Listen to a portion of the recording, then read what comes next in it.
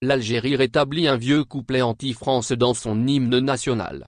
Un décret élargit la liste des circonstances officielles où sera chanté un passage tombé en désuétude ordonnant à la France de rendre des comptes. L'information est passée inaperçue en France, mais elle a suscité de nombreux commentaires en Algérie. Un décret présidentiel paru au journal officiel algérien du 21 mai 2023 a modifié les circonstances dans lesquelles l'hymne national algérien, Kassaman nous jurons, doit être joué en version abrégée à un couplet, ou dans sa version intégrale de 5 couplets. Le troisième couplet est assez peu diplomatique, ô France. Le temps des palabres est révolu. Nous l'avons clos comme on ferme un livre. Ô France. Voici venu le jour où il te faut rendre des comptes. Prépare-toi. Voici notre réponse. Le verdict, notre révolution le rendra. Car nous avons décidé que l'Algérie vivra.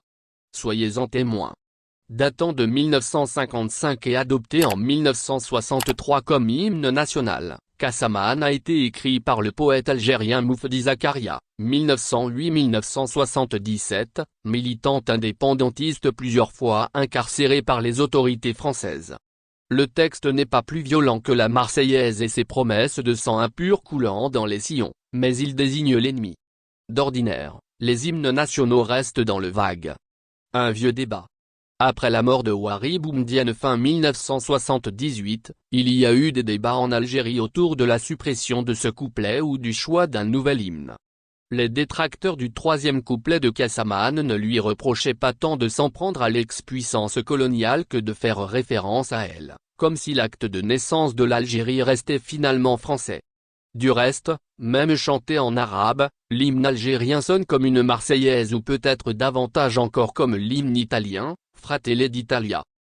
Un compromis a été trouvé en 1986. Il a été décidé que l'hymne intégral serait réservé au congrès du FLN et à l'investiture du président de la République.